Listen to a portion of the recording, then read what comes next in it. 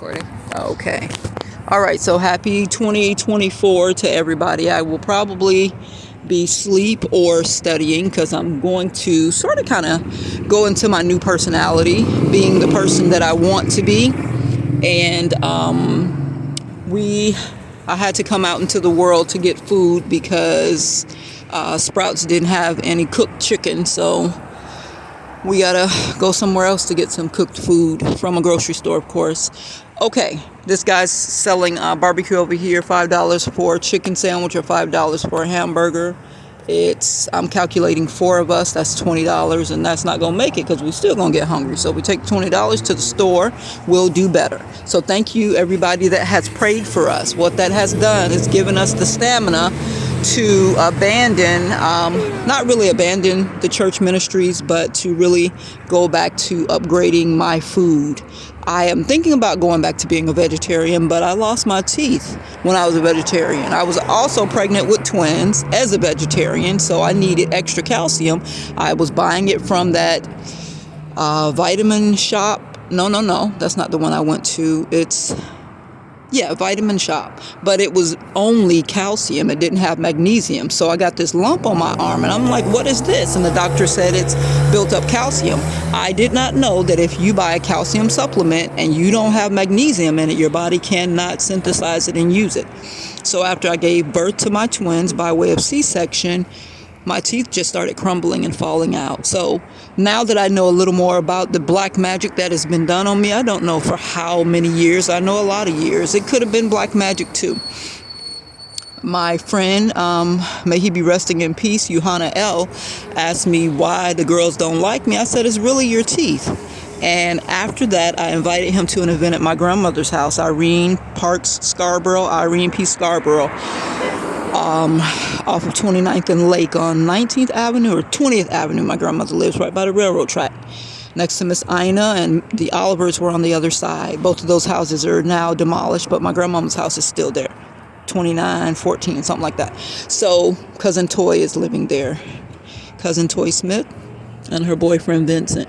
So now I invited him to the event, and he gave me a piece of paper that was turned like origami, and it had $8 in it.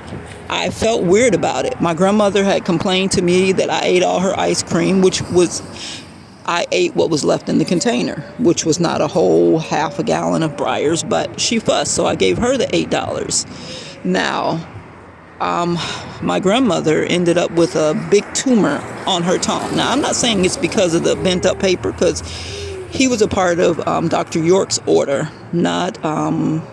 I don't think they do witchcraft or voodoo, but any person could. These people go to church and they still do voodoo. So you could be in any organized cult, religion, whatever, and still do voodoo. So I don't know what it is, but my teeth fell out shortly after me giving birth to the twins. So I attribute it to not having enough calcium for two twins. One was 4 pounds, 7 ounces, my baby girl. The other was 6 pounds, 7 ounces, my baby boy. He came out 21 inches. My baby girl was 19 inches, and they're tall people now, 6'4" and 6 feet. So it could have been that I just didn't get enough calcium. So back to being who I want to be. I'm going to become a private investigator. You don't have to have the certification to be a thing. So I have deemed myself a investigator because I'm pretty good at it. I have a whole list of gang stalkers, a whole list of doppelgangers. I'm adding to the list of doppelgangers Erlene. Her husband lives over in River Pines, and she looks similar to me. When she doesn't have her teeth in, you can tell she doesn't have teeth because it's slumped in. But I still have bottom teeth, and I have one tooth on the top. So we are distinguished in that manner. Now, I want to add my Uncle Pumpkin, Gideon Henley, and his wife, Catherine Henley, because somebody know about my money. We're going back to 6010 North 32nd Street. I'm getting all my money back. I'm getting all of my houses and the value of the other stuff that y'all took from me, plus massive punitive damages. Okay, there's a lot of people in on this thing. My activism upset a lot of people. So check this out. God has been helping me through the tarot readers piece things together. When they were talking about, oh, well, they were going to put drugs in your car or put drugs in your house and then call the police and have them do a raid. And then let me finish, please. Let them do a raid and then you're going to go to jail. So I never really thought that was true, right?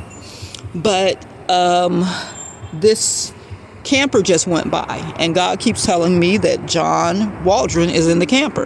And this sounds like a genius idea. So it's like Mr. John has a big old head. He's a genius. He's got an endemic memory. It sounds like some ish he would come up with working with my family because they've stolen money from me and they don't want to give it back. So check this out. I started thinking about when the deacon at the church by the Marion Transfer Center gave me $2. He said, this is from the deacon, which is weird, right? Because he's giving it to me. But he said, this is from the deacon, and he gave me a water bottle. I usually give things to my children. I will go hungry and thirsty and give it to my children. So I gave it to my youngest daughter, Abby, and she was drinking it. She said, Mom, this has glass in it. I said, glass? So I looked at it. She's at the bottom of the bottle now. And she sees these little pieces of clear, what she thinks to be glass. I'm like, oh, shit. Now, it could have been glass. So what I did was I poured a piece out into my hand and hit it with my nails. And it popped open so quickly, I thought, nah, that's not glass. So I went to Google and said, what drug looks like glass? And it came up with methamphetamines. So we were trusting at the churches, we can trust the water bottles. And, you know, people, they pull up and give homeless people food and drink, and you just take the water bottles and you drink them. Our legs started getting rock hard, my calves, my daughter's calves. So I now believe today, 12/31, 2023, that we were drinking methamphetamines. Now, why would they give us drugs to drink? So that when they stage this whole, I'm a drug dealer and I'm on drugs, which I've never used drugs, never drank, and never prostituted, but these are the lies they're speaking against my name,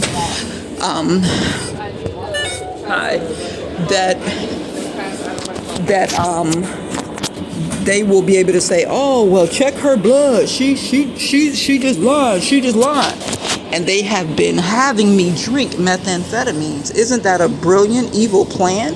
So I want to say to you people who are planning on having somebody come into our dwelling and put down drugs and call the police again, because they kicked me out of Dr. Twiggs's building. Dr. Twiggs was there. But he probably received a call that said that lady is selling drugs and she's using drugs. And these are all lies. I didn't deal with the crackheads in the back. I mean, there was one lady that worked at the store next door that picked up trash, her and her boyfriend. I used to always talk to her, and she was a mumbler. So I couldn't really make out what she was saying. And Kurt said that Dr. Twiggs said he could be in the back and keep watch over the property. So I didn't bother Kurt. I know Kurt because he used to live across from Keith, Kevin, Stanley Jr., and Stephen Holmes, my cousins, Barbara Ann Holmes and Stanley Holmes Senior's children. They lived on Clifton and 37th or 39th, something like that. So my cousins are, you know, grown and gone. And then my cousin Barbara Ann, she's the only one left because Uncle Stanley died. She lives in Riceboro. That's a loud truck. She lives in Riceboro, Georgia. I'm trying to get her phone number. If anybody has it, call me. So I want to say I still have never used drugs, and if you hear about some old weird plot that has anything to do with anything other than helping homeless people, helping children with my club wannabe or my begging for $1 billion, something productive, and my name, y'all come check on me. Because these gang stalkers, they are really doing the most. So in this 2024, we're going to stand up to people. We're going to address them directly. We're going to call them out the same way Jesus did with those people in the church that were doing what they knew they shouldn't have been doing. He turned over the tables. He said, get out of my Father's house. You will not make this a den of thieves.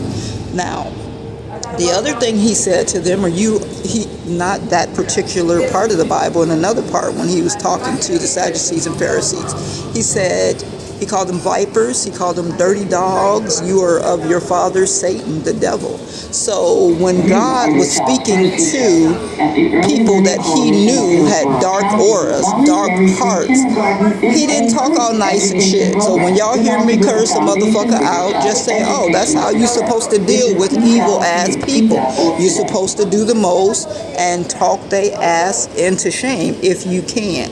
I'm not just light and love and oh bless Jesus and thank you. And no, when you get on the wrong side of me and you're doing dirt, you're gonna flip the switch and I'm gonna flip the switch. This is the appropriate way to be. Don't teach the children to try to love Satan.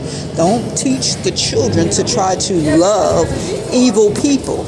That's going to put them in harm's way and get their life tossed up. Teach them to stand against evil. Happy New Year. Aileen Dorothea Atkins signing out at 6:42 p.m. 12/31/2023, Tampa, Florida, Ybor City. Say Happy New Year, Angola. All right.